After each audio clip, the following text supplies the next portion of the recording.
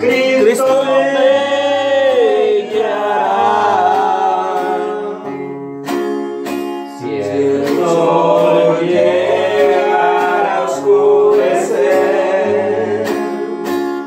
y no llegas, yo igual confío en el Señor, que me va a ayudar.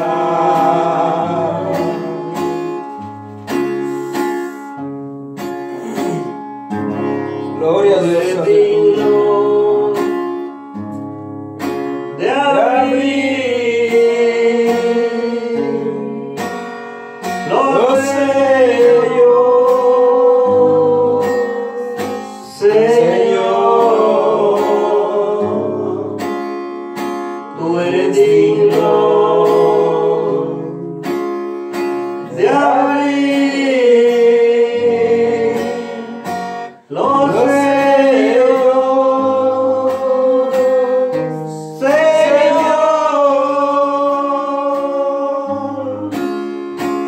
porque fuiste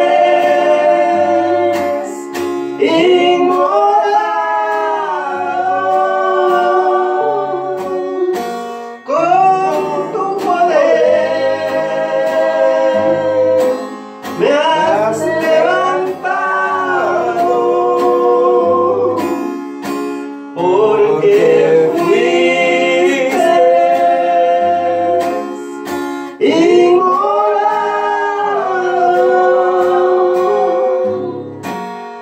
y con tu sangre me has salvado. Gloria a Dios.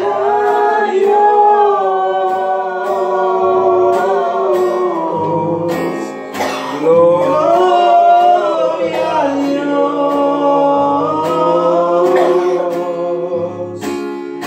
Gloria a Dios.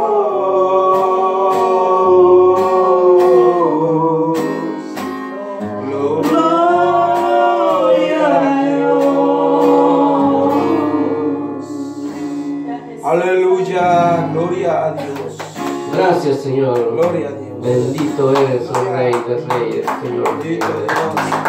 Todo ha sido para tu honra y tu gloria. Recibe la alabanza, Padre nuestro. Recíbela, oh Señor. Gracias. Gracias, Padre. Gracias, Hijo. Gracias, Espíritu Santo. Aleluya. Que Dios les bendiga, hermano. Hermano Andrés, queda con nosotros.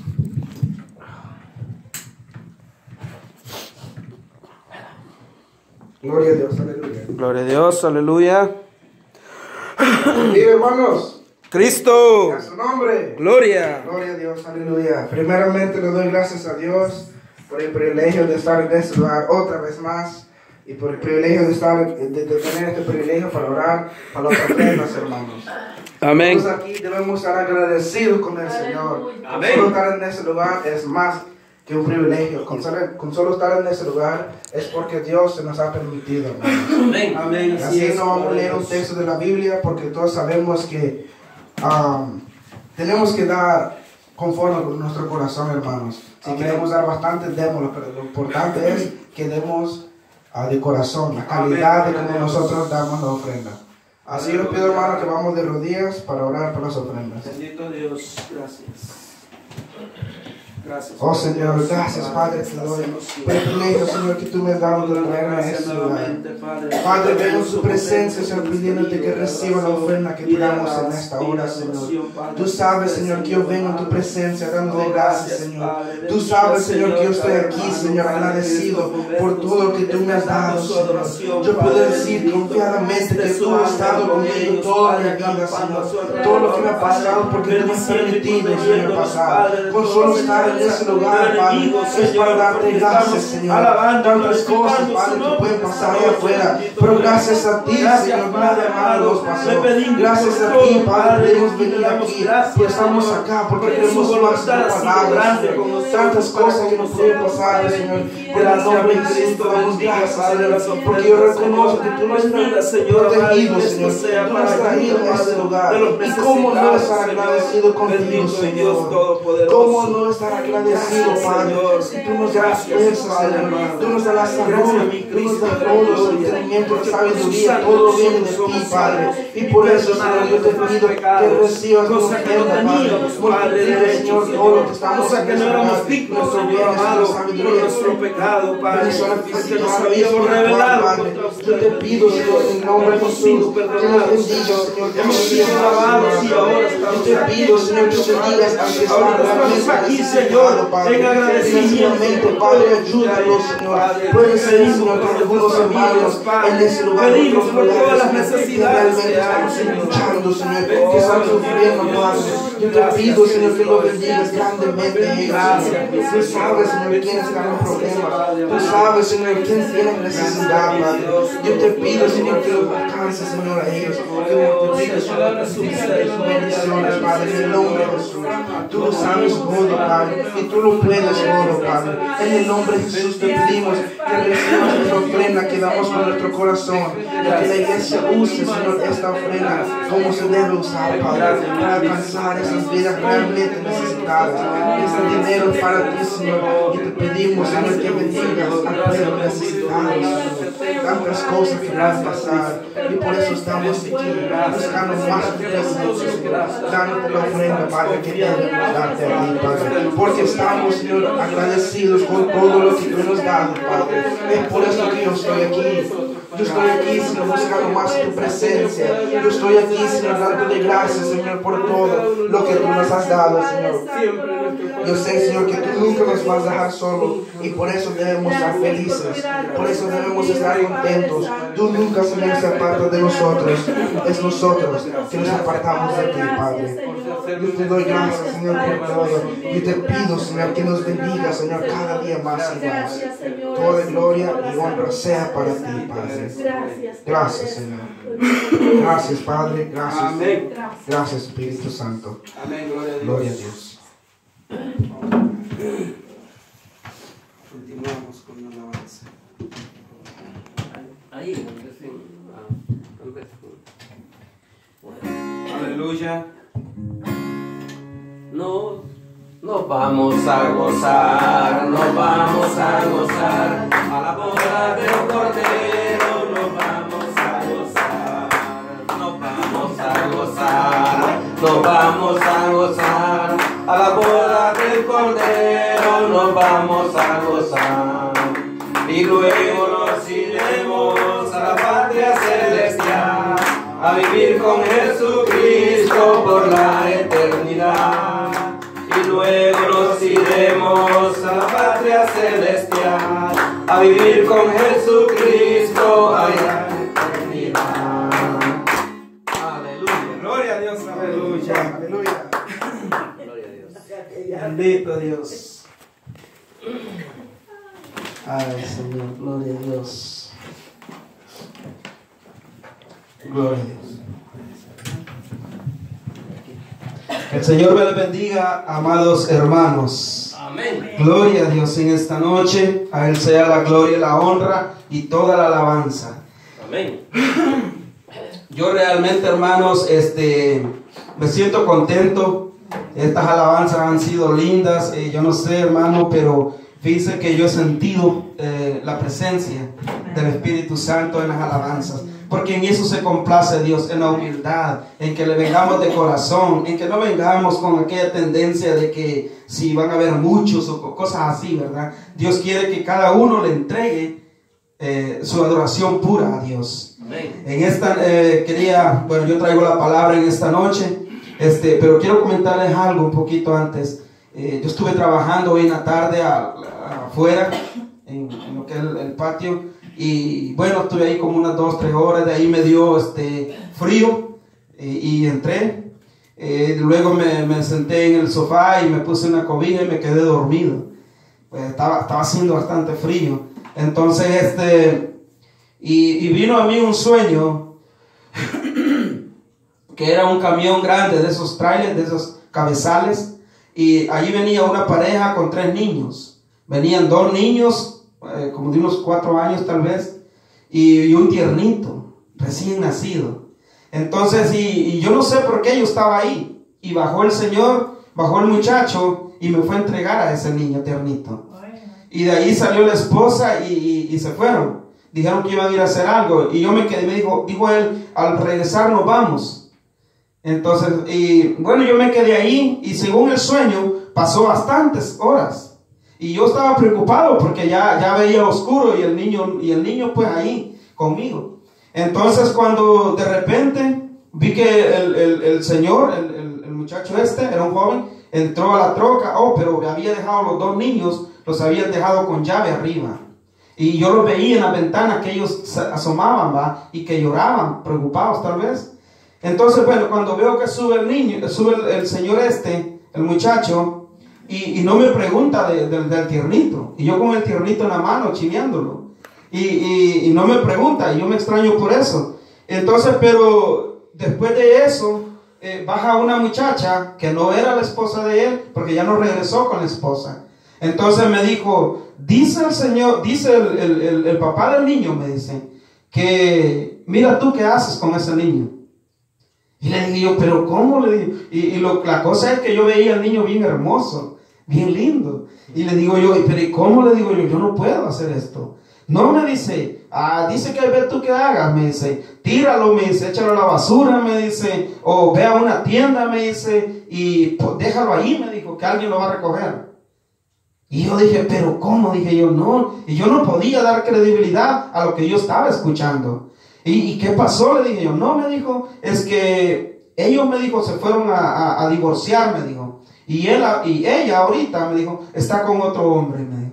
Y cuando yo volteo a ver así, vi unos árboles y del otro lado estaba la pareja. Y yo dije, pero, y entró en mí, hermanos, yo no lo dije con voz, pero en mi pensamiento, yo dije, cuánta maldad verdaderamente existe en el hombre. Y me puse a llorar. En el sueño yo estaba llorando. En eso desperté, hermanos, y luego pues me llamó mi hermano y comencé, pero yo con aquel sentimiento dentro de mí. Pero lo que más me impactó es eso, que cuánta maldad me hizo Dios sentir en mi corazón que había en nosotros los humanos. Entonces eso, yo creo que el mensaje que Dios me estaba dando era ese, la maldad que existe en nosotros. Entonces el resto pues sabemos, ¿va? Que eso se está dando, pues, ¿verdad? Pero eso creo que era lo que Dios quería que entendiera. Estaba hablando a mi vida, tal vez dentro de mí, yo sé, pues no soy perfecto. Yo sé que hay cosas todavía que andamos del mundo porque no nos vamos a despojar. Dice ya un dicho por ahí que el hombre sale del mundo, pero el mundo muchas veces no sale del hombre. Y ve la maldad, por eso hay tanta maldad dentro del pueblo de Dios, porque muchas veces no nos despojamos. O hay cosas que quedan, hermanos, ahí. Uno no sabe, uno no conoce el corazón. Quien lo conoce es Dios, ¿verdad? Y uno a veces entonces, tal vez Dios me estaba hablando en mi vida, Dios tal vez hablándole al pueblo, que ya dejemos de tanta maldad y que busquemos el camino de Dios. Porque el mensaje de anoche fue un mensaje, hermanos, de mucha enseñanza. Si no lo aprovecharon, hermanos, mire, ahí aprendimos la mentira, las consecuencias de la mentira, las consecuencias de la desobediencia, el orgullo. Y mire, y si lo podemos desgranar, hermano, podemos, lastimosamente, pues el tiempo, ¿verdad? Para el hermano, pero fue excelente el mensaje y es lo que está sucediendo hoy en día. Estamos llenos de orgullo, mentira, hermano, que es lo que nos está matando al pueblo. Amén. La mentira. Y imagínense, y todo eso trae consecuencias, todo eso es pecado. Y dice la Biblia que el pago del pecado, pues es muerte. Entonces, si nosotros mentimos, somos orgullosos y desobedientes a Dios, pues nos estamos prácticamente encarando a lo que es el pecado. Entonces, pues eso es lo que yo les traía. Yo de veras, pues yo me quedé bien resentido con eso en mi corazón, porque el niño tan lindo, y yo decía, ¿cómo esta gente lo va a tirar hacia la basura? No. Entonces, ¿verdad? Y otra comparación que yo hago es de que Dios nos ha dado algo lindo a nosotros, que es el Evangelio. Y nosotros con nuestro comportamiento, yo venía analizando eso, digo, nosotros lo estamos tirando a la basura. El Espíritu Santo. Sí, el Evangelio, el Espíritu Santo, todo la salvación, todo eso es hermoso, es como un niño hermoso para nosotros, ¿verdad? ¿A quién no se le quebranta el corazón al ver a un niño?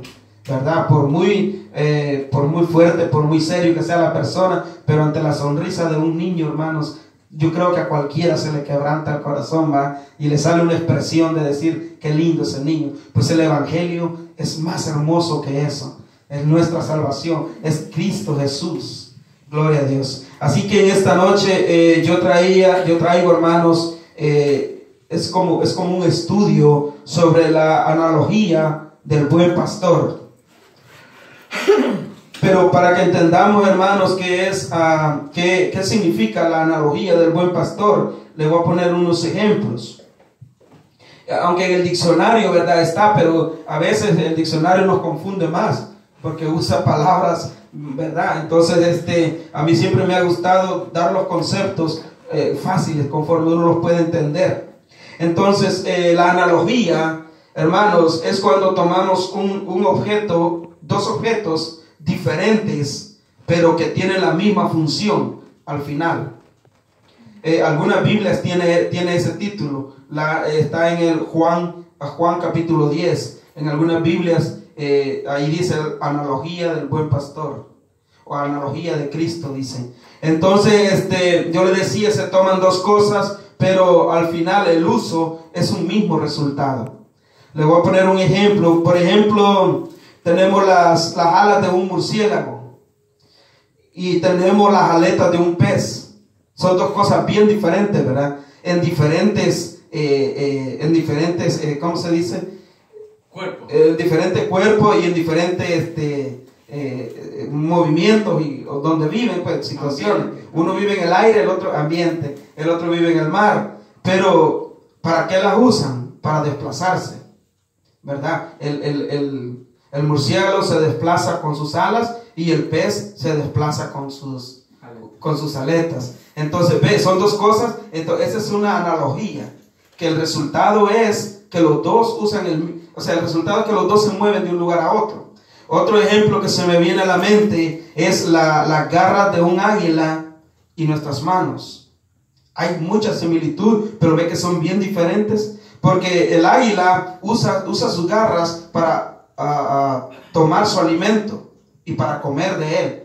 Él toma con su garra el alimento y lo despedaza con su boca, pero usa sus manos. Si no usara sus manos, él no pudiera desarmar su alimento. Entonces nosotros hacemos lo mismo, usamos nuestras manos también para tomar nuestros alimentos, para abrir el pollo, la pupusa y todo eso. Ahora, si no, solo con la boca pues no pudiéramos hacerlo, o con los pies no pudiéramos. Entonces ve, esa es analogía. Entonces, ¿qué le quiero decir yo con esto? De que Jesús usó este sistema para predicar, una forma sencilla para que todos pudieran usarlo. Por ejemplo, cuando Él dice, yo soy el pan que bajó del cielo. Entonces, imagínense, ¿qué tiene que ver un pan con un hombre? ¿Verdad? No tiene nada. Pero ¿qué hace el pan? Alimenta, llena, sustenta, ¿verdad? Da vida. ¿Qué hace Jesucristo? Alimenta, llena, nos da vida, nos da vigor, nos da la vida eterna, nos da sanación. Entonces esa es la analogía. Él dice, yo soy el agua, dice, de vida. Ve cómo un hombre puede ser un agua de vida. Pero esa es la analogía que él usa para que le entienda. Está la de las fábulas del sembrador y así. Él se pone como, él dice, yo soy la puerta. Dice, ¿verdad? Todo el que pase por la puerta será salvo. Entonces no tiene nada que ver un hombre con una puerta, pero Cristo sí, ¿verdad? Porque realmente dice la palabra que no hay otro medio por el cual nosotros podemos llegar hacia la presencia de Dios. Amén. Que es por medio de Cristo Jesús. Entonces ahí está usando la analogía de que Él es la puerta. Amén. ¿Verdad? No tiene apariencia de puerta, pero Él es el puente, Él es la puerta. Entonces, ahora cuando ustedes escuchen a alguien hablar de analogía, tratándose de la Biblia, pues tengamos presente a qué se está refiriendo esta palabra. Ahora bien, sabemos que Jesús anduvo evangelizando, y vamos a leer Juan capítulo 10, del 1 al 6, para que entremos ya. Va a ser corto la enseñanza. Juan 10. Juan capítulo 10, del 1 al 6 vamos a leer. Gloria a Dios. Amén. Amén. Vamos a esperar a la hermana.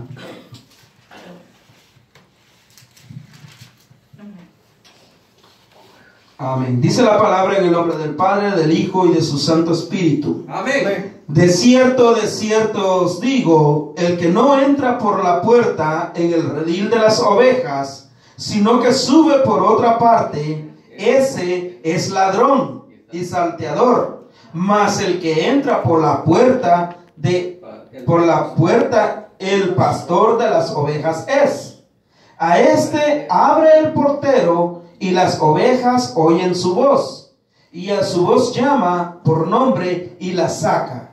Y cuando ha sacado fuera todas las propias, va delante de ellas, y las ovejas le siguen, porque conocen su voz, mas al extraño no seguirán, sino huirán de él, porque no conocen la voz de los extraños. Amén. Gloria a Dios. Puede tomar su asiento, mi hermano. Aquí se dan muchos factores, hermanos. Y dice en otras partes del Evangelio que los mismos discípulos no entendieron lo que aquí decía. Ellos no entendían. Habla de redil, habla de ladrones, habla de ovejas, salteadores. Y ellos no entendían qué era el mensaje que Cristo. Y más adelante ellos le preguntan a Jesús. ¿Y qué significaba todo eso? Pero vea bien, más atrás, hermanos, esto lo decía él también como para los fariseos y todos ellos, porque ellos tenían duro su corazón, ¿verdad? Ellos no querían aceptar a Cristo Jesús como su rey, no lo querían, porque ellos se imaginan que iban a ser destronados de su poder. Ese era el problema. Ellos no crean que no sabían que Él era el Hijo de Dios. Claro que sí. Uno dijo en una ocasión, nadie puede hacer estas cosas. Dijo, ningún hombre las puede hacer, sino el Hijo de Dios. Entonces ellos sabían en lo profundo que Él era el Hijo de Dios. Pero no querían, porque entonces ellos iban a ser destituidos de sus puestos. Entonces, por eso más adelante vemos que, más atrás, en el capítulo 9, vemos que él sana a un ciego, y dice que va caminando, y dice que lo encuentra al ciego, y le hace la pregunta que qué quiere. Entonces le dice que le devuelva la vista. Este hombre dice que de nacimiento era ciego. Entonces lo que hizo Jesús, dice que escupe en la tierra y hace lodo y se lo pone en sus ojos, y luego lo envía a que lo lleven a lavarse los ojos. Se lava y él se sana y comienza a alabar a Dios, a Jesús, a Dios, a darle gloria a Dios. Dice que luego regresa a donde él. Entonces, y pasa una serie de cosas ahí, y el hombre contento. Entonces viene el hombre, se va para la sinagoga, y dice que ahí empezó a adorar a Dios y a Jesús. Entonces dice que los fariseos le preguntaron, lo interrogaron a él, ¿quién te sanó? Y comenzaron a interrogarle, ¿verdad? Y ellos sabían, y el hombre dijo, no, yo no sé quién fue, solo sé que me sanó. Entonces, y comienzan a preguntarle a los padres también, y le dijeron, ¿este es tu hijo? Sí, dijeron, ¿y cómo un padre no va a conocer a su hijo? Imagínense, eso es verdad. Entonces le dijeron, sí, él es mi hijo. ¿Y quién lo sanó? Nosotros no sabemos, le dijo él. Ellos le dijeron, pregúntenle ustedes, ella está grande para que él les pueda responder. Entonces van, pero dice la Escritura que ellos tenían temor a ser expulsados, porque si ellos decían que había sido Jesús el que lo había sanado, entonces estos sacerdotes los expulsaban de la iglesia y los sacaban y ya no podían entrar. Entonces a eso ellos tenían temor. Y para no ser expulsados, ellos mejor desviaron y le dijeron, pregúntenle a él puede. Y no se comprometieron. Luego dice que van donde este hombre y le hacen la pregunta que quién lo había sanado. En el 9:22 dice, esto dijeron sus padres porque tenían miedo. El 9:22 dice, esto dijeron sus padres porque tenían miedo de los judíos, por cuanto los judíos ya habían acordado que si alguno confesase que Jesús era el Mesías, fuera expulsado de la sinagoga. Si confesara que fuera el Mesías, entonces quiere decir que ellos sí sabían que él era el Mesías. O sea, ellos no ignoraban eso. Ahora dice, entonces más ahí se ve del 22, ahí si podemos leer todo eso. Luego llegamos al 27, donde dice el 27, él le respondió, yo os lo he dicho y no habéis querido oír, porque lo que queréis oír otra vez, ¿queréis también vosotros haceros sus discípulos? Y le injuriaron y dijeron, tú eres su discípulo, pero nosotros discípulos de Moisés somos.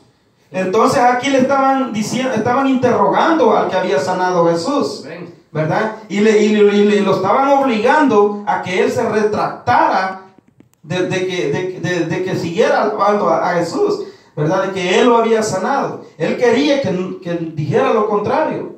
Pero este hombre, como está tan agradecido con Dios, ¿verdad? Entonces él les dice, yo ya se los dije quién fue. ¿Quieren ser ustedes también sus discípulos? No, hombre, hermano, con eso les dio una bofetada en su cara. Hoy en día, hermanos, cuando se habla la palabra, cuando no se habla palabra del corazón, sino palabra bíblica, palabra de Dios, sucede lo mismo, ¿verdad? Sucede lo mismo. Entonces empiezan tal vez ahora no lo expulsan a uno de la iglesia, pero lo empiezan a marginar. Pero es por lo mismo, hermanos, porque sienten temor a ser descubiertos. Cuando está la luz apagada, todo es oscuridad. Pero cuando se habla la palabra verdadera, pura, limpia como está, es como encender una luz y todo se ilumina. Y ahí es donde se esconden, ¿verdad? Todas las arañas, ratones, culebras, todos huyen a buscar, ¿verdad? ¿Por qué? Porque han sido descubiertos. Esto era lo que estos fariseos no querían, estos judíos, ser descubiertos por Cristo Jesús. Entonces más adelante Jesús se encuentra a este hombre y fue expulsado, ¿sabe? Si usted lee el capítulo, ahí va a encontrar que él lo encuentra a Jesús nuevamente y le pregunta, pero Jesús ya sabe que este hombre fue expulsado de la sinagoga por no retractarse. Dice, si este no viniere de Dios, nada podría. Aquí donde yo le digo que ellos sabían, dice el 32, desde el principio no se ha oído decir que alguno abriese los ojos a uno que nació ciego. Si este no viniera de Dios, nada podría hacer. Es lo que yo le digo. Imagínense que ellos confesaban con su propia boca. Entonces por eso muchas veces no le creen, hermanos, a aquel que sube al púlpito y empieza a hablar, ¿verdad? De lo que es la palabra de Dios. Y no le creen. Y tratan de bajarlo y tratan de parar a aquel, de desmoralizarlo. Tratan de hacer muchas cosas para que el hombre o la mujer no hable conforme está escrito en la palabra. Pero ellos saben en su corazón que lo que está hablando es verdadero. Amén. Ellos lo saben. Por eso ellos mismos aquí le dicen, si no viniera de Dios este hombre, no hiciera las cosas. Imagínense levantar muertos. Un hombre después de 4 días de haber muerto, 3 días, resucitarlo. Son cosas, hermano, que realmente tiene que venir de Dios. Amén. No hay otra salida. No hay otro pensamiento para decir esto no viene de Dios o este hombre no es de Dios. Pero ellos, ¿verdad?, estaban. Entonces por eso en el 10, hermanos, Jesús empieza a hablarles la parábola del redil.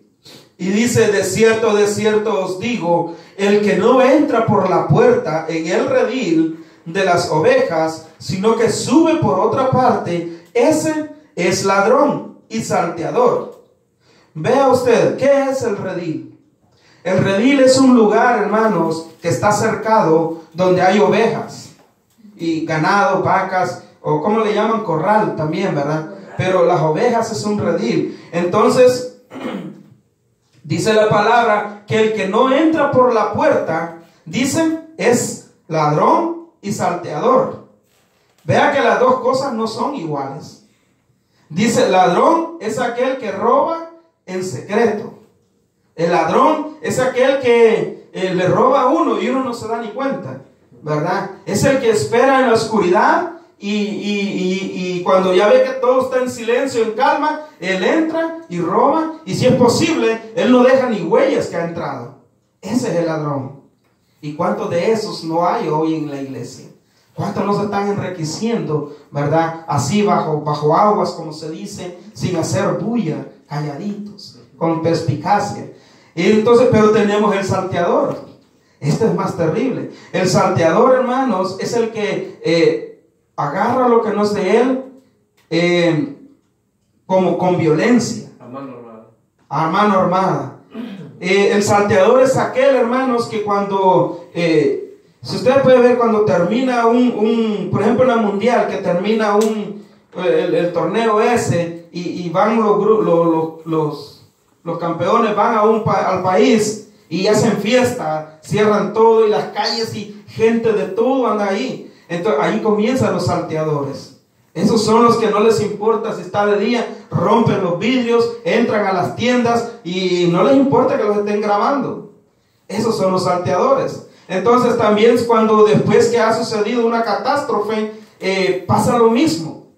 Por ejemplo, si dicen, va a haber el huracán, el volcán está haciendo erupción, entonces sacan a toda la gente, queda todo así, todo ahí va sin gente, pero detrás vienen los salteadores, quebrando puertas, robando todo lo que pueden, y a ellos no les interesa. Ellos saben que los están grabando, pero no les importa. ¿Por qué? Porque el objetivo de ellos es robar, tomar algo que no les pertenece.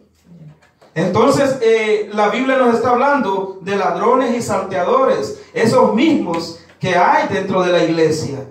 Como también hay ladrones y salteadores que entran a las iglesias para sacar hermanos, para envenenar los corazones de otras personas que tal vez están siguiendo correctamente la adoración. Pero ellos igual, ¿verdad? Son secuaces de Satanás que entran para desboronar todo aquello. Entran con una fachada, hermanos, que a cualquiera pueden engañar, ¿verdad? Con una carita de inocencia, con algo con palabras sutiles, palabras de que uno puede pensar y uno dice, este es el hombre que trae sabiduría, o esta es la mujer activa.